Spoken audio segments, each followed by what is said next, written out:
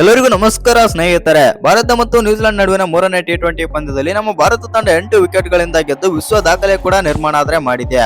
ಇನ್ನು ಈ ಪಂದ್ಯ ಗೆಲುವಿಗೆ ಪ್ರಮುಖ ಕಾರಣ ಮತ್ತು ಈ ಪಂದ್ಯದ ಪಂದ್ಯ ಶ್ರೇಷ್ಠ ಪ್ರಶಸ್ತಿ ಬಂದ್ಬಿಟ್ಟು ಬೂಮ್ರಾ ಅವರಿಗೆ ಆದ್ರೆ ಸಿಗುತ್ತೆ. ಇನ್ನು ಬೂಮ್ರಾ ಹೇಳಿದ ಮಾತುಗಳನ್ನು ಕೇಳಿದ್ರೆ ನೀವು ಕೂಡ ಸಲ್ಯೂಟ್ ಮಾಡೋದು ಪಕ್ಕ. ಅಷ್ಟಕ್ಕೂ ಪಂದ್ಯ ಶ್ರೇಷ್ಠ ಪ್ರಶಸ್ತಿ ಪಡೆದುಕೊಳ್ಳುವ ವೇಳೆ ಬೂಮ್ರಾ ಅವರು ಏನೆಲ್ಲ ಮಾತನಾಡಿದ್ದಾರೆ, ತಂಡದ ಬಗ್ಗೆ ಮತ್ತು ಆಟಗಾರರ ಬಗ್ಗೆ ಏನೆಲ್ಲ ಹೇಳಿದ್ದಾರೆ ಮತ್ತು ನಮ್ಮ ದೇಶದ ಬಗ್ಗೆನೂ ಕೂಡ ಮಾತಾಡಿದ್ದಾರೆ. ಅಷ್ಟಕ್ಕೂ ಏನೆಲ್ಲ ಮಾತನಾಡಿದ್ದಾರೆ ಬೂಮ್ರಾ ಅಂತ ತಿಳ್ಕೊಂಬರೋಣ ಬನ್ನಿ. ಅದಕ್ಕಿಂತ ಮುಂಚೆ ನೀವೇನಾದ್ರೂ ಚಾನಲ್ಗೆ ಸಬ್ಸ್ಕ್ರೈಬ್ ಮಾಡ್ಕೊಳ್ಳೋದು ಹಾಗೆ ನೋಡ್ತೀರಾ, ಸಬ್ಸ್ಕ್ರೈಬ್ ಮಾಡ್ಕೊಂಡು ಬೆಲ್ ಐಕಾನ್ ಅನ್ನ ಆಲ್ ಇಟ್ಕೊಳ್ಳಿ. ಹಾಗೆ ಮರಿದೆ ವಿಡಿಯೋಗೊಂದು ಲೈಕ್ ಕೊಡೋದನ್ನ ಕೂಡ ಮರಿಬೇಡಿ. ಇನ್ನು ಭಾರತ ಮತ್ತು ನ್ಯೂಜಿಲೆಂಡ್ ನಡುವಿನ 5 ಪಂದ್ಯಗಳ ಟಿ20 ಸರಣಿಯಲ್ಲಿ ಬಂದ್ಬಿಟ್ಟು ಇದೀಗ ನಮ್ಮ ಭಾರತ ತಂಡ 3 ಪಂದ್ಯಗಳ ಟಿ20 ಪಂದ್ಯಗಳಲ್ಲಿ ಬಂದ್ಬಿಟ್ಟು 3ಕ್ಕೆ 3 ಪಂದ್ಯಗಳನ್ನು ಗೆದ್ದು ಇದೀಗ ಸೀರೀಸ್ ಆದ್ರೆ ಗೆದ್ದುಕೊಂಡಿದೆ. ಎಸ್ಪೆಷಲಿ ಹೇಳ್ಬೇಕಂತಂದ್ರೆ ಬೂಮ್ರಾ ಅಂತ ಬಾಲರ್ ನಮ್ಮ ಭಾರತ ದೇಶದಲ್ಲಿ ಇರುವುದು ನಮಗೆ ತುಂಬಾನೇ ಗ್ರೇಟ್ ಅಂತ ಹೇಳ್ಬೋದು. ಹೌದು ಸ್ನೇಹಿತರೆ, ಈ ಪಂದ್ಯದಲ್ಲಿ ಬಂದ್ಬಿಟ್ಟು ಮೊದಲು ಬ್ಯಾಟಿಂಗ್ ಮಾಡಿದಂತ ನ್ಯೂಜಿಲೆಂಡ್ ತಂಡ ಬಂದ್ಬಿಟ್ಟು 153 ರನ್ ಆದ್ರೆ ಹೊಡಿತಾರೆ, 9 ವಿಕೆಟ್ ಕಳೆದುಕೊಂಡು. ಇನ್ನು ಬೂಮ್ರಾ ಏನಾದ್ರು ಈ ಪಂದ್ಯದಲ್ಲಿ ಇರ್ಲಿಲ್ಲ ಅಂತಂದ್ರೆ 200 ಕೂಡ ಕ್ರಾಸ್ ಆಗ್ಬೋದು ಅಂತಾನೆ ಹೇಳ್ಬೋದು. ಹೌದು ಸ್ನೇಹಿತರೆ, ಈ ಪಂದ್ಯದಲ್ಲಿ ಬೂಮ್ರಾ ಅವರು ಮಿರಾಕಲ್ ಬೌಲಿಂಗ್ ಮಾಡಿಗೆಸಿಂದ ನಮ್ಮ ಭಾರತ ತಂಡವನ್ನು ಒಂದೊಳ್ಳೆ ಸ್ಥಾನದಲ್ಲಿ ಆದ್ರೆ ಇಟ್ಟಿದ್ದಾರೆ. ಇನ್ನು ನ್ಯೂಜಿಲೆಂಡ್ ತಂಡ ಬಂದ್ಬಿಟ್ಟು 20 ಓವರ್ಗಳಲ್ಲಿ 53 ರನ್ ಆದ್ರೆ ಹೊಡಿತಾರೆ, 9 ವಿಕೆಟ್ ಕಳೆದುಕೊಂಡು. ಇನ್ನು ಈ ಪಂದ್ಯದಲ್ಲಿ ಬೌಲಿಂಗ್ ಮಾಡಿದಂತ ಬೂಮ್ರಾ ಅವರು 4 ಓವರ್ ಬೌಲಿಂಗ್ ಮಾಡಿ 17 ರನ್ ಕೊಟ್ಟು 3 ವಿಕೆಟ್ ಪಡೆದು 4.25 ಎಕಾನಮಿಯಲ್ಲಿ ಆದ್ರೆ ಬೌಲಿಂಗ್ ಮಾಡ್ತಾರೆ. ಆ ಕಾರಣದಿಂದಾಗಿ ಇವತ್ತಿನ ಪಂದ್ಯದ ಶ್ರೇಷ್ಠ ಪ್ರಶಸ್ತಿ ಬಂದ್ಬಿಟ್ಟು ಬೂಮ್ರಾ ಅವರಿಗೆ ಆದ್ರೆ ಸಿಗುತ್ತೆ ಅಂತಾನೆ ಹೇಳ್ಬೋದು. ಇನ್ನು 153 ರನ್ ಗಳನ್ನು ಈಸಿಯಾಗಿ ಚೇಸ್ ಕೂಡ ಮಾಡ್ತಾರೆ ನಮ್ಮ ಭಾರತದ ಬ್ಯಾಟರ್ಸ್. ಹೌದು ಸ್ನೇಹಿತರೆ, ಸಂಜು ಸ್ಯಾಮ್ಸನ್ ಅವರು ಮೊದಲನೇ ಬಾಲ್ಗೆ ಔಟ್ ಆಗ್ತಾರೆ, ಕ್ಲೀನ್ ಬೋರ್ಡ್ ಆಗ್ತಾರೆ ಅಂತ ಹೇಳ್ಬೋದು ಮ್ಯಾಟ್ ಹೆನ್ರಿ ಅವರ ಬೌಲಿಂಗ್ ನಲ್ಲಿ. ಸಂಜು ಸ್ಯಾಮ್ಸನ್ ಒಬ್ಬರನ್ನ ಬಿಟ್ರೆ ಬೇರೆ ಎಲ್ಲ ಬ್ಯಾಟರ್ ಗಳು ಕೂಡ ಫಾರ್ಮ್ ನಲ್ಲಿದ್ದಾರೆ ಮತ್ತು ಎಲ್ಲ ಬ್ಯಾಟರ್ ಗಳು ಕೂಡ ಪರ್ಫಾರ್ಮ್ ಆದ್ರೆ ಮಾಡ್ತಾ ಇದ್ದಾರೆ. ಹೌದು ಸ್ನೇಹಿತರೆ, ಆಡಿದಂತ 3ಕ್ಕೆ 3 ಟಿ20 ಪಂದ್ಯಗಳಲ್ಲೂ ಕೂಡ ಸಂಜು ಸ್ಯಾಮ್ಸನ್ ಅವರು ಕಳಪೆ ಪ್ರದರ್ಶನ ಆದ್ರೆ ತೋರ್ತಾ ಇದ್ದಾರೆ. ಆ ಕಾರಣದಿಂದಾಗಿ 4ನೇ ಟಿ20 ಪಂದ್ಯಕ್ಕೆ ಇವರಿಗೆ ಜಾಗ ಸಿಗುವುದು ಮತ್ತು ಪ್ಲೇಯಿಂಗ್ 11 ನಲ್ಲಿ ಅವಕಾಶ ಸಿಗೋದು ಅನುಮಾನ ಅಂತಾನೆ ಹೇಳ್ಬೋದು. ಇನ್ನು ಈ ಪಂದ್ಯದಲ್ಲಿ ಅಭಿಷೇಕ್ ಶರ್ಮಾ 20 ಬಾಲ್ಗಳಲ್ಲಿ 68 ರನ್ ಹೊಡೆದ್ರೆ ಇಶಾನ್ ಕಿಶನ್ 13 ಬಾಲ್ಗಳಲ್ಲಿ 28 ರನ್ ಆದ್ರೆ ಹೊಡಿತಾರೆ. ಆನಂತರ ಬಂದಂತ ನಮ್ಮ ನಾಯಕ ಸೂರ್ಯಕುಮಾರ್ ಯಾದವ್ ಬಂದ್ಬಿಟ್ಟು 26 ಬಾಲ್ಗಳಲ್ಲಿ 57 ರನ್ ಆದ್ರೆ ಹೊಡಿತಾರೆ. ಒಟ್ನಲ್ಲಿ ಈ ಮೂವರ ಆಟ ಮಾತ್ರ ಬೆಂಕಿತ್ತು ಮತ್ತು ಈ ಮೂವರಿಂದಾನೇ ನಮ್ಮ ಟೀಮ್ ಇಂಡಿಯಾ ಆದ್ರೆ ಇದೀಗ ಸದ್ಯ ಆದ್ರೆ ಗೆಲ್ತಾ ಇದೆ. ಇನ್ನು ಒಂದೇನಪ್ಪ ಅಂತಂದ್ರೆ ನಮ್ಮ ಬ್ಯಾಟರ್ಸ್ ಅಂತೂ ಎಲ್ಲ ಫಾರ್ಮ್ ನಲ್ಲಿ ಆದ್ರೆ ಇದ್ದಾರೆ. ಇನ್ನು ಹಾರ್ದಿಕ್ ಪಾಂಡ್ಯ, ಶಿವಮ್ ದುಬೆ, ರಿಂಕು ಸಿಂಗ್ ಅಂತೂ ಇನ್ನು ಫಾರ್ಮ್ ನಲ್ಲಿ ಆದ್ರೆ ಇದ್ದಾರೆ ಮತ್ತು ಇವ್ರು ಬ್ಯಾಟಿಂಗ್ ಬರೋದು ಕೂಡ ಇತ್ತು. ಆ ಕಾರಣದಿಂದಾಗಿ ನಮ್ಮ ಟೀಮ್ ಇಂಡಿಯಾದ ಬ್ಯಾಟಿಂಗ್ ಲೈನ್ ಅಪ್ ಅಂತೂ ಸೈಕ್ ಆಗಿ ಇದೆ. ಇನ್ನು ಬೌಲಿಂಗ್ ವಿಚಾರಕ್ಕೆ ಬರೋದಾಯ್ತು ಅಂತಂದ್ರೆ ಬೌಲಿಂಗ್ ನಲ್ಲಿ ಇದೀಗ ಮತ್ತೆ ಬಿಷ್ಣೋಯ್ ಕೂಡ ಒಳ್ಳೆ ಫಾರ್ಮ್ ಗೆ ಆದ್ರೆ ಬಂದಿದ್ದಾರೆ. ಎಸ್ಪೆಷಲಿ ಹೇಳ್ಬೇಕಂತಂದ್ರೆ ಬಿಷ್ಣೋಯ್ ಬಂದ್ಬಿಟ್ಟು ಇವತ್ತಿನ ಪಂದ್ಯದಲ್ಲಿ 4 ಓವರ್ ಬೌಲ್ ಮಾಡಿ 18 ರನ್ ಆದ್ರೆ ಕೊಡ್ತಾರೆ. ಇನ್ನು 2 ವಿಕೆಟ್ ಮತ್ತು 4.5 ಎಕಾನಮಿಯಲ್ಲಿ ಆದ್ರೆ ಬೌಲಿಂಗ್ ಮಾಡ್ತಾರೆ ಅಂತಾನೆ ಹೇಳ್ಬೋದು. ಆ ಕಾರಣದಿಂದಾಗಿ ನಮ್ಮ ಟೀಮ್ ಇಂಡಿಯಾ ಬಂದ್ಬಿಟ್ಟು ಒಂದ್ ಒಳ್ಳೆ ಸ್ಕ್ವಾಡ್ ಆಗಿ ಫುಲ್ ಫಿಟ್ ಆಗಿ ರೆಡಿ ಆಗಿದೆ ಮತ್ತು ವಿಶ್ವಕಪ್ ಗೆ ತಯಾರಿದೆ ಅಂತಾನೆ ಹೇಳ್ಬೋದು. ಇನ್ನು ಇದರೆಲ್ಲದರ ಬಗ್ಗೆ ಪಂದ್ಯ ಶ್ರೇಷ್ಠ ಪ್ರಶಸ್ತಿ ಪಡೆದ ನಂತರ ಬೂಮ್ರಾ ಅವರು ಏನೆಲ್ಲ ಮಾತನಾಡಿದ್ದಾರೆ, ಏನೆಲ್ಲ ಹೇಳಿದ್ದಾರೆ ಅಂತ ತಿಳ್ಕೊಂಬರೋಣ ಬನ್ನಿ. ಇನ್ನು 3ನೇ ಟಿ20 ಪಂದ್ಯದಲ್ಲಿ ಪಂದ್ಯ ಶ್ರೇಷ್ಠ ಪ್ರಶಸ್ತಿ ಗೆದ್ದ ಬಳಿಕ ಪೋಸ್ಟ್ ಮ್ಯಾಚ್ ಪ್ರೆಸೆಂಟೇಷನ್ ವೇಳೆ ಬೂಮ್ರಾ ಅವರು ಏನೆಲ್ಲ ಮಾತನಾಡಿದ್ರು ಅಂತ ನೋಡೋದಾಯ್ತು ಅಂತಂದ್ರೆ, ಹೌದು ನಮ್ಮ ಭಾರತ ತಂಡ ಈ ರೀತಿ ಪರ್ಫಾರ್ಮ್ ಮಾಡ್ತಾ ಇರೋದು ನನಗೂ ಕೂಡ ತುಂಬಾ ಖುಷಿ ಆಗ್ತಾ ಇದೆ. ಎಸ್ಪೆಷಲಿ ಹೇಳ್ಬೇಕಂತಂದ್ರೆ ಇದೀಗ ನಮ್ಮ ಭಾರತ ತಂಡ ಪೀಕ್ ಅಲ್ಲಿ ಆದ್ರೆ ಇದೆ. ಇನ್ನು ಕೆಲವೇ ದಿನಗಳಲ್ಲಿ ವಿಶ್ವಕಪ್ ಕೂಡ ಸ್ಟಾರ್ಟ್ ಆಗಲಿದೆ. ಆ ಕಾರಣದಿಂದಾಗಿ ನಾವು ಸತತ 2ನೇ ಬಾರಿ ಟ್ರೋಫಿಗಳಲ್ಲಾದ್ರೆ ಎದುರಾದ್ರೆ ನೋಡುತ್ತಿದ್ದೇವೆ. ಇನ್ನು ನಮ್ಮ ಬೌಲರ್ಸ್ ಗಳ ಬಗ್ಗೆ ಮಾತನಾಡೋದಾಯ್ತು ಅಂತಂದ್ರೆ, ಹೌದು ಹರ್ಷದೀಪ್ ಸಿಂಗ್ ಕೂಡ ಸ್ವಲ್ಪ ಕಳೆದ ಮ್ಯಾಚ್ ಅಲ್ಲಿ ಎಕ್ಸ್ಪೆನ್ಸಿವ್ ಆದ್ರೆ ಬಿಗ್ ಮ್ಯಾಚ್ ಅಂತ ಬಂದಾಗ ಯಾವ ತರ ಆಡ್ತಾರೆ ಅಂತ ಹರ್ಷದೀಪ್ ಸಿಂಗ್ ಎಲ್ಲರಿಗೂ ಕೂಡ ಗೊತ್ತೇ ಇದೆ. ಆ ಕಾರಣದಿಂದಾಗಿ ಹರ್ಷದೀಪ್ ಸಿಂಗ್ ಮತ್ತು ನಾನು ಡಾಮಿನೇಟ್ ಅಂತೂ ಪಕ್ಕ ಮಾಡೇ ಮಾಡ್ತೀವಿ ವಿಶ್ವಕಪ್ ನಲ್ಲಿ. ಇನ್ನು ನಮಗೆ ಸಪೋರ್ಟಿವ್ ಬೌಲರ್ ಆಗಿ ಹಾರ್ದಿಕ್ ಪಾಂಡ್ಯ ಕೂಡ ಇದ್ದಾರೆ. ಆ ಕಾರಣದಿಂದಾಗಿ ಹಾರ್ದಿಕ್ ಪಾಂಡ್ಯ ಎಂತ ಬೌಲರ್ ಅಂತ ಎಲ್ಲರಿಗೂ ಕೂಡ ಗೊತ್ತೇ ಇದೆ. 2024ರ ಟಿ20 ವರ್ಲ್ಡ್ ಕಪ್ ಫೈನಲ್ ಪಂದ್ಯದಲ್ಲಿ ಗೇಮ್ ಚೇಂಜರ್ ಹಾರ್ದಿಕ್ ಪಾಂಡ್ಯ. ಆ ಕಾರಣದಿಂದಾಗಿ ಹಾರ್ದಿಕ್ ಪಾಂಡ್ಯ ನಮಗೆ ಸಪೋರ್ಟಿವ್ ಆಗಿ ಇದ್ದೇ ಇರ್ತಾರೆ ಮತ್ತು ಹಾರ್ದಿಕ್ ಪಾಂಡ್ಯ ತಮ್ಮ ರೋಲ್ ಏನದ ಅಂತ ನಿಭಾಯಿಸ್ತಾರೆ ಅಂತಂದು ಬೂಮ್ರಾ ಅವರಾದ್ರೆ ಹೇಳ್ತಾರೆ ಅಂತಾನೆ ಹೇಳ್ಬೋದು. ಆನಂತರ ಮಾತನಾಡಿದಂತ ಬೂಮ್ರಾ ಅವರು ತಮ್ಮ ಸ್ಪಿನ್ನರ್ಸ್ ಗಳ ಬಗ್ಗೆನೂ ಕೂಡ ಮಾತಾಡ್ತಾರೆ. ವರುಣ್ ಚಕ್ರವರ್ತಿ ಇದೀಗ ಫಾರ್ಮ್ ನಲ್ಲಿ ಆದ್ರೆ ಇದ್ದಾರೆ. ಇನ್ನು ಟಿ20ಯಲ್ಲಿ ನಂಬರ್ 1 ಬೌಲರ್ ಕೂಡ ವರುಣ್ ಚಕ್ರವರ್ತಿ. ಆ ಕಾರಣದಿಂದಾಗಿ ಬೌಲಿಂಗ್ ನಲ್ಲಿ ಮಾತ್ರ ನಮ್ಮ ಟೀಮ್ ಅಂತೂ ಬೆಂಕಿಯಾಗಿದೆ ಮತ್ತು ಬೌಲಿಂಗ್ ನಲ್ಲಿ ಇದೀಗ ಸದ್ಯದ ಮಟ್ಟಿಗೆ ನೋಡೋದಾಯ್ತು ಅಂತಂದ್ರೆ ನಮ್ಮ ಟೀಮೇ ತುಂಬಾನೇ ಸ್ಟ್ರಾಂಗ್ ಆಗಿದೆ. ಆ ಕಾರಣದಿಂದಾಗಿ ನಮ್ಮೆಲ್ಲರ ಗಮನ ಬಂದ್ಬಿಟ್ಟು ಇದೀಗ ವಿಶ್ವಕಪ್ ಮೇಲೆ ಆದ್ರೆ ಇದೆ. ಹೌದು ಈ ಪಂದ್ಯಗಳನ್ನೆಲ್ಲ ಗೆದ್ದಿದ್ದೇವೆ ಮತ್ತು ಸೀರೀಸ್ ಕೂಡ ಗೆದ್ದಿದ್ದೇವೆ. ಈ ಪಂದ್ಯಗಳು ನಮಗೆ ಮುಖ್ಯ ಅಲ್ಲ ಮತ್ತು ನಮಗೆ ವಿಶ್ವಕಪ್ ಗೆಲ್ಲೋದು ಮುಖ್ಯ. ಆ ಕಾರಣದಿಂದಾಗಿ ನಾವು ವಿಶ್ವಕಪ್ಗೆ ತಯಾರಿ ಆದ್ರೆ ಮಾಡ್ತಾ ಇದ್ದೇವೆ. ನಮ್ಮ ಬೌಲಿಂಗ್ ಮತ್ತು ಬ್ಯಾಟಿಂಗ್ ಎರಡರಲ್ಲೂ ಕೂಡ ನಮ್ಮ ತಂಡ ಅತ್ಯುತ್ತಮವಾಗಿ ಸ್ಟ್ರಾಂಗ್ ಆಗಿ ಆಗಿ ಇದೆ. ಇನ್ನು ಆಲ್ರೌಂಡರ್ ವಿಚಾರಕ್ಕೆ ಬರೋದಾಯ್ತು ಅಂತಂದ್ರೆ ಶಿವಮ್ ದುಬೆ, ಹಾರ್ದಿಕ್ ಪಾಂಡ್ಯ ಆಲ್ರೌಂಡರ್ ಪಾತ್ರ ಅಚ್ಚುಕಟ್ಟಾಗಿ ಆದ್ರೆ ನಿಭಾಯಿಸ್ತಾ ಇದ್ದಾರೆ. ಇನ್ನು ಬ್ಯಾಟಿಂಗ್ ಅಲ್ಲಿ ಓಪನರ್ಸ್ ಅಲ್ಲಿ ಸ್ವಲ್ಪ ನಮ್ಮ ತಂಡದಲ್ಲಿ ಗೊಂದಲ ಇದೆ ಅಂತಂದು ಬುಮ್ರಾ ಆದ್ರೆ ಹೇಳ್ತಾರೆ ಅಂತಾನೆ ಹೇಳ್ಬೋದು. ಹೌದು ಸ್ನೇಹಿತರೆ, ಸಂಜು ಸ್ಯಾಮ್ಸನ್ ಅವರು 3ಕ್ಕೆ 3 ಮ್ಯಾಚ್ ಫೇಲ್ ಆಗಿ ಇದೀಗ ಸ್ವಲ್ಪ ನಮ್ಮ ತಂಡಕ್ಕೆ ಆದ್ರೆ ಸ್ವಲ್ಪ ಗೊಂದಲ ಆದ್ರೆ ಹುಟ್ಟಿಸಿದ್ದಾರೆ. ಇನ್ನು ಅಭಿಷೇಕ್ ಶರ್ಮಾ, ಇಶಾನ್ ಕಿಶನ್ ವಿಚಾರಕ್ಕೆ ಬರೋದಾಯ್ತು ಅಂತಂದ್ರೆ ಇಶಾನ್ ಕಿಶನ್ ಫುಲ್ ಫಾರ್ಮ್ ಗೆ ಬಂದಿದ್ದಾರೆ ಮತ್ತು ಈ ವರ್ಷ ಅಂತೂ ಇಶಾನ್ ಕಿಶನ್ ಫುಲ್ ಫಾರ್ಮ್ ನಲ್ಲಿ ಆದ್ರೆ ಇದ್ದಾರೆ. ಇನ್ನು ಅಭಿಷೇಕ್ ಶರ್ಮಾ ಮತ್ತು ಸೂರ್ಯಕುಮಾರ್ ಯಾದವ್ ಅಂತೂ ನಮಗೆ ಗೊತ್ತಿದೆ ಯಾವ ತರ ಆಡ್ತಾರೆ ಅಂತ. ಇನ್ನು ನಮ್ಮ ನಾಯಕ ಸೂರ್ಯಕುಮಾರ್ ಯಾದವ್ ಅವರು ಪರ್ಫಾರ್ಮ್ ಮಾಡ್ತಾ ಇರೋದು ಮತ್ತು ಬ್ಯಾಟಿಂಗ್ ನಲ್ಲಿ ಬಂದ್ಬಿಟ್ಟು ಫಾರ್ಮ್ ಗೆ ಬಂದಿದ್ದು ನಮ್ಗೆಲ್ಲರಿಗೂ ಕೂಡ ಖುಷಿ ಆಗ್ತಾ ಇದೆ. ಒಟ್ನಲ್ಲಿ ಹೇಳ್ಬೇಕಂತಂದ್ರೆ ಕಂಪ್ಲೀಟ್ ತಂಡ ಆಗಿ ಫಿಟ್ ಆಗಿ ರೆಡಿ ಆಗಿದೆ ನಮ್ಮ ವಿಶ್ವಕಪ್ಗೆ ನಮ್ಮ ಭಾರತ ತಂಡ. ಆ ಕಾರಣದಿಂದಾಗಿ ನಮ್ಮ ಎಲ್ಲರ ಗಮನ ಬಂದ್ಬಿಟ್ಟು ಇವಾಗ ವಿಶ್ವಕಪ್ ಗೆಲ್ಲುವುದು ಮತ್ತು ನಮ್ಮ ಟ್ರೋಫಿ ಎತ್ತಿಡಿಯುವುದೇ ನಮ್ಮ ಈಗ ಮೇನ್ ಉದ್ದೇಶ ಅಂತಂದು ಬುಮ್ರಾ ಅವರು ಆದ್ರೆ ಹೇಳಿದ್ದಾರೆ. ಒಟ್ನಲ್ಲಿ ಹೇಳ್ಬೇಕಂತಂದ್ರೆ ಬುಮ್ರಾ ಏನ್ ಹೇಳಿದ್ದಾರೆ ಅಂತಂದ್ರೆ ವಿಶ್ವಕಪ್ ಮೇಲೆ ನಮ್ಮ ಕಣ್ಣು ಮತ್ತು ನಮ್ಮ ತಂಡ ಫುಲ್ ರೆಡಿ ಆಗಿದೆ ಅಂತ ಆದ್ರೆ ಬುಮ್ರಾ ಆದ್ರೆ ಹೇಳಿದ್ದಾರೆ. ಇನ್ನು ಈ ವಿಡಿಯೋ ಇಷ್ಟ ಆಗಿದ್ರೆ ಒಂದು ಲೈಕ್ ಮಾಡಿ, ಶೇರ್ ಮಾಡಿ, ಹಾಗೆ ಇನ್ನು ಯಾರ್ಯಾರು ಚಾನಲ್ಗೆ ಸಬ್ಸ್ಕ್ರೈಬ್ ಮಾಡ್ಕೊಂಡಿಲ್ಲ ಸಬ್ಸ್ಕ್ರೈಬ್ ಮಾಡ್ಕೊಂಡು ಬೆಲ್ ಐಕಾನ್ ಅನ್ನು ಆಲ್ ಇಟ್ಕೊಳ್ಳಿ. ಹಾಗೆ ಮರಿದೆ ವಿಡಿಯೋಗೊಂದು ಲೈಕ್ ಕೊಡೋದನ್ನ ಕೂಡ ಮರಿಬೇಡಿ. ಇನ್ನು ಟೀಮ್ ಇಂಡಿಯಾ ತವರಿನಲ್ಲಿ ನಡೆಯುತ್ತಿರುವ ನ್ಯೂಜಿಲೆಂಡ್ ವಿರುದ್ಧದ T20 ಸರಣಿಯಲ್ಲಿ ಸಂಪೂರ್ಣ ಪ್ರಾಬಲ್ಯ ಆದ್ರೆ ಸಾಧಿಸಿದೆ. ಮೊದಲೆರಡು ಪಂದ್ಯಗಳಂತೆ ಮೂರನೇ T20 ಪಂದ್ಯದಲ್ಲಿಯೂ ಏಕಪಕ್ಷೀಯ ವಿಜಯ ಕೂಡ ಸಾಧಿಸಿ ಸರಣಿಯನ್ನು ವಶ ಮಾಡಿಕೊಂಡಿದೆ ಅಂತಾನೆ ಹೇಳ್ಬೋದು.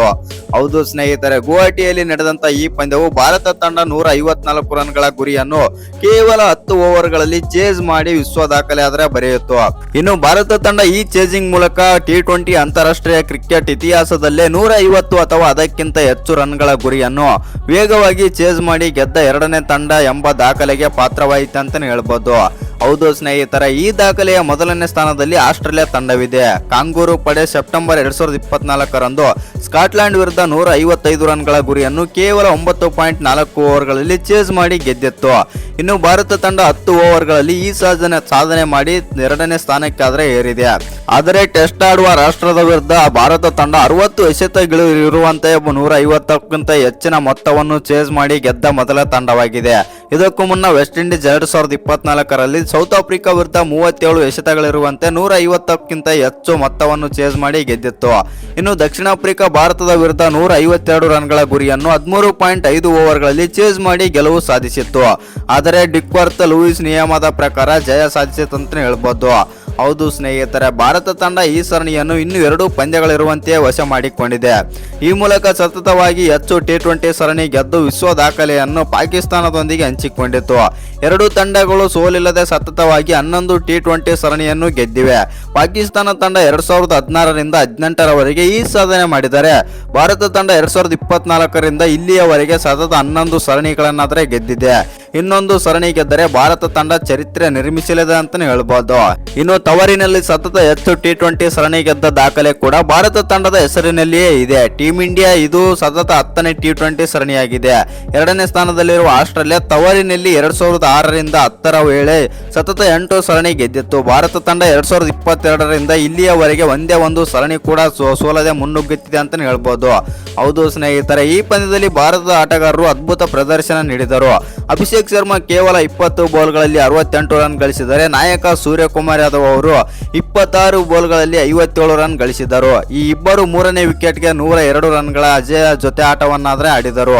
ಇದರೊಂದಿಗೆ ಭಾರತ ತಂಡವು 8 ವಿಕೆಟ್ಗಳಿಂದ ಗೆದ್ದು 5 ಪಂದ್ಯಗಳ ಸರಣಿಯಲ್ಲಿ 3.0 ಮುನ್ನಡೆ ಕೂಡ ಸಾಧಿಸಿದೆ.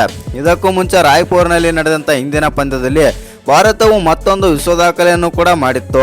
ನ್ಯೂಜಿಲೆಂಡ್ ನೀಡಿದ್ದ 209 ರನ್ಗಳ ಗುರಿಯನ್ನು ಕೇವಲ 15.2 ಓವರ್ಗಳಲ್ಲಿ ಚೇಸ್ ಮಾಡಿ ಪಾಕಿಸ್ತಾನದ ಹಿಂದಿನ ದಾಖಲೆಯನ್ನು ಕೂಡ ಮುರಿದಿತ್ತು. ಇದು T20ಯಲ್ಲಿ 200 ಅಥವಾ ಅದಕ್ಕಿಂತ ಹೆಚ್ಚು ರನ್ಗಳ ಗುರಿಯನ್ನು ಅತ್ಯಂತ ವೇಗವಾಗಿ ಚೇಸ್ ಮಾಡಿದ ದಾಖಲೆ ಆದರೆ ನಿರ್ಮಿಸಿತ್ತ ಅಂತಾನೆ ಹೇಳ್ಬೋದು. ಇನ್ನು ಕಿವಿ ಸೂರ್ದ ಸಿಕ್ಸರ್ ಕಿಂಗ್ ಎನಿಸಿಕೊಂಡ ಅಭಿಷೇಕ್ ಶರ್ಮಾ ಯಂಗ್ ಗನ್. ಇನ್ನು ರೋಹಿತ್ ಶರ್ಮಾ ಹೆಸರಿನಲ್ಲಿದ್ದ ದಾಖಲೆಯನ್ನು ಕೂಡ ಉಡಿಸಿ ಮಾಡಿದ್ದಾರೆ ಅಭಿಷೇಕ್ ಶರ್ಮಾ. ಹೌದು ಸ್ನೇಹಿತರೆ, ಗುವಾಹಟಿಯ ಬರ್ಸ್ಪರ ಕ್ರಿಕೆಟ್ ಕ್ರೀಡಾಂಗಣದಲ್ಲಿ ನಡೆದಂತ ನ್ಯೂಜಿಲೆಂಡ್ ವಿರುದ್ಧದ 3ನೇ T20 ಪಂದ್ಯದಲ್ಲಿ ಭಾರತ ತಂಡದ ಎಡಗೈ ಆರಂಭಿಕ ಬ್ಯಾಟರ್ ಅಭಿಷೇಕ್ ಶರ್ಮಾ ಮಿಂಚಿನ ಪ್ರದರ್ಶನ ಕೂಡ ನೀಡಿದರು. ಅಭಿಷೇಕ್ ಶರ್ಮಾ ಕೇವಲ 14 ಬಾಲ್ಗಳಲ್ಲಿ ಅರ್ಧಶತಕ ಸಿಡಿಸಿ ಎಲ್ಲರ ಗಮನ ಕೂಡ ಸೆಳೆದರು. ಇದು T20 ಅಂತಾರಾಷ್ಟ್ರೀಯ ಕ್ರಿಕೆಟ್ನಲ್ಲಿ ಭಾರತೀಯ ಬ್ಯಾಟರ್ ಒಬ್ಬ ಎರಡನೇ ಅತಿ ವೇಗದ ಅರ್ಧಶತಕ ಕೂಡ ಆಯ್ತು ಅಂತಾನೆ ಹೇಳ್ಬೋದು. ಅಭಿಷೇಕ್ ಶರ್ಮಾ ಕೇವಲ 12 ಬಾಲ್ಗಳಲ್ಲಿ ಅರ್ಧಶತಕ ಗಳಿಸಿದ ಯುವರಾಜ್ ಸಿಂಗ್ ಅವರ ದಾಖಲೆಯನ್ನ ಮುರಿಯುವ ಅವಕಾಶವನ್ನು ಸ್ವಲ್ಪದರಲ್ಲೇ ತಪ್ಪಿಸಿಕೊಂಡರು. ಆದರೆ ಟೀಮ್ ಇಂಡಿಯಾ ಇಂಡಿಯಾದ ಮಾಜಿ ನಾಯಕ ಆಗಿರುವಂತಹ ರೋಹಿತ್ ಶರ್ಮಾ ದಾಖಲೆಯನ್ನಾದ್ರೆ ಬ್ರೇಕ್ ಮಾಡಿದ್ದಾರೆ. ಇನ್ನು ಮೂರನೇ ಟಿ20ಯಲ್ಲಿ ಅಭಿಷೇಕ್ ಶರ್ಮಾ ಮತ್ತೊಮ್ಮೆ ಸ್ಫೋಟಕ ಇನ್ನಿಂಗ್ಸ್ ಆಡುವ ಮೂಲಕ ಭಾರತ ತಂಡದ ಸರಣಿಗೆ ಗೆಲುವಿಗೆ ಕಾರಣರಾದರು. ಇನ್ನು ಭರ್ಜರಿ ಬ್ಯಾಟಿಂಗ್ ಮಾಡಿದ ಅಭಿಷೇಕ್ ಶರ್ಮಾ ಸಿಕ್ಸರ್ಗಳ ಮಳೆ ಒಯ್ದರೆ ಅಂತಾನೆ ಹೇಳ್ಬೋದು. ಅಭಿಷೇಕ್ ಶರ್ಮಾ ಆರ್ಭಟಕ್ಕೆ ಕಿವೀಸ್ ಬೌಲರ್ಸ್ ಗಳು ತತ್ತರಿಸಿ ಹೋದರು. ಮ್ಯಾಚ್ ವಿನ್ನಿಂಗ್ ಇನ್ನಿಂಗ್ಸ್ ಆಡಿದ ಅಭಿಷೇಕ್ ಶರ್ಮಾ ಹೊಸ ವಿಶ್ವ ದಾಖಲೆಯನ್ನು ಕೂಡ ನಿರ್ಮಿಸಿದರು.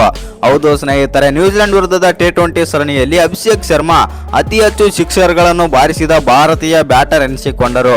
ಇನ್ನು ನ್ಯೂಜಿಲೆಂಡ್ ವಿರುದ್ಧ ಅಭಿಷೇಕ್ ಶರ್ಮಾ 13 ಸಿಕ್ಸ್ ಬಾರಿಸಿದರೆ ಇದಕ್ಕೂ ಮುನ್ನ ನ್ಯೂಜಿಲೆಂಡ್ ವಿರುದ್ಧದ ಒಂದೇ ಒಂದು ಪಂದ್ಯದಲ್ಲಿ ಅಭಿಷೇಕ್ ಶರ್ಮಾ 8 ಸಿಕ್ಸರ್ಗಳು ಗಳಿಸಿದ್ದರು. ಈಗ ಮೂರನೇ ಟಿ20 ಪಂದ್ಯದಲ್ಲಿ ಅಭಿಷೇಕ್ ಶರ್ಮಾ 5 ಸಿಕ್ಸರ್ಗಳು ಬಾರಿಸುವ ಮೂಲಕ ಸಂಖ್ಯೆ ಆದರೆ ಹೆಚ್ಚಿಸಿಕೊಂಡು ರೋಹಿತ್ ಶರ್ಮಾ ದಾಖಲೆಯನ್ನಾದರೆ ಮುರಿದಿದ್ದಾರೆ. ರೋಹಿತ್ ಶರ್ಮಾ ನ್ಯೂಜಿಲೆಂಡ್ ವಿರುದ್ಧ 2021-22ರ ಟಿ20 ಸರಣಿಯಲ್ಲಿ ಒಟ್ಟು 10 ಸಿಕ್ಸರ್ಗಳನ್ನು ಬಾರಿಸಿ ರೋಹಿತ್ ಹೊರತುಪಡಿಸಿ KL Rahul, Kane Williamson, Martin Guptill ಮತ್ತು ಟೀಮ್ ಲೂಯಿಸ್ ಸೆಪರ್ಟ್ ಮತ್ತು ಉಭಯ ತಂಡಗಳ ಟಿ20 ಸರಣಿಯಲ್ಲಿ 10 ಸಿಕ್ಸರ್ಗಳನ್ನು ಬಾರಿಸಿದ್ದಾರೆ. ಆದರೆ ಶ್ರೇಯಸ್ ಅಯ್ಯರ್ ನ್ಯೂಜಿಲೆಂಡ್ ವಿರುದ್ಧ ಟಿ20 ಸರಣಿಯಲ್ಲಿ 9 ಸಿಕ್ಸರ್ಗಳನ್ನು ಕೂಡ ಸಿಡಿಸಿದ್ದಾರೆ.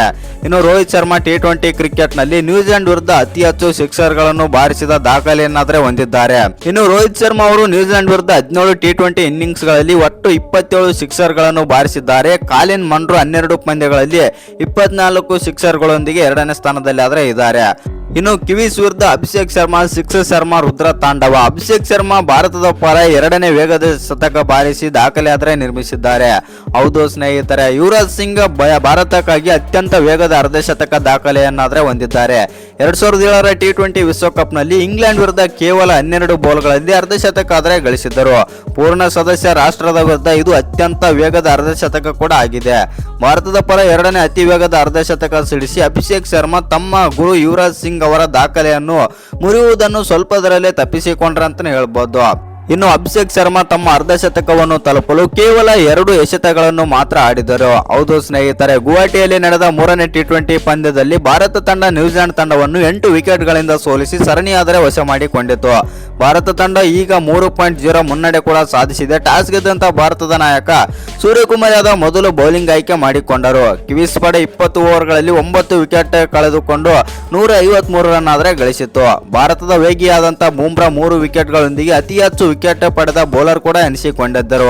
ಹೌದು ಸ್ನೇಹಿತರೆ, ಇದಾದ ನಂತರ ಟೀಂ ಇಂಡಿಯಾ ಕೇವಲ 10 ಓವರ್ಗಳಲ್ಲಿ 154 ರನ್ಗಳ ಗುರಿಯನ್ನು ಬೆನ್ನತ್ತಿತು. ಅಭಿಷೇಕ್ ಶರ್ಮಾ 20 ಬಾಲ್ಗಳಲ್ಲಿ ಅಜಯ್ 68 ರನ್ ಗಳಿಸಿದ್ದಾರೆ ಮತ್ತು ಇದರೊಂದಿಗೆ 340ರ ಸ್ಟ್ರೈಕ್ ರೇಟ್ನಲ್ಲಿ ಬ್ಯಾಟಿಂಗ್ ಮಾಡಿದ ಅಭಿಷೇಕ್ ಶರ್ಮಾ 7 4 ಮತ್ತು 5 ಸಿಕ್ಸರ್ಗಳ ಕೂಡ ಚಚ್ಚಿದರು. ಇದರ ಜೊತೆಗೆ ಸೂರ್ಯಕುಮಾರ್ ಯಾದವ್ ಅವರು 26 ಬಾಲ್ಗಳಲ್ಲಿ ಅಜಯ್ 56 ರನ್ ಗಳಿಸಿದರು. ಅವರು ಕೂಡ 219.23ರ ಸ್ಟ್ರೈಕ್ ರೇಟ್ನಲ್ಲಿ ಬ್ಯಾಟಿಂಗ್ ಮಾಡಿ 6 ಬೌಂಡರಿ ಮತ್ತು 3 ಸಿಕ್ಸರ್ ಬಾರಿಸಿದರು. ಇನ್ನು ನ್ಯೂಜಿಲೆಂಡ್ ಪರ ಮ್ಯಾಟ್ ರೈನಿ ಮತ್ತು ಸೋದಿ ತಲಾ 1 ವಿಕೆಟ್ ಕೂಡ ತೆಗೆದರು. ಒಟ್ಟಿನಲ್ಲಿ ಹೇಳ್ಬೇಕಂತಂದ್ರೆ ನಮ್ಮ ಭಾರತ ತಂಡ ನ್ಯೂಜಿಲೆಂಡ್ ವಿರುದ್ಧ ಡಾಮಿನೇಟ್ ಪರ್ಫಾರ್ಮೆನ್ಸ್ ಕೊಟ್ಟು ಸರಣಿನಾದ್ರೆ ಗೆದ್ದುಕೊಂಡಿದೆ.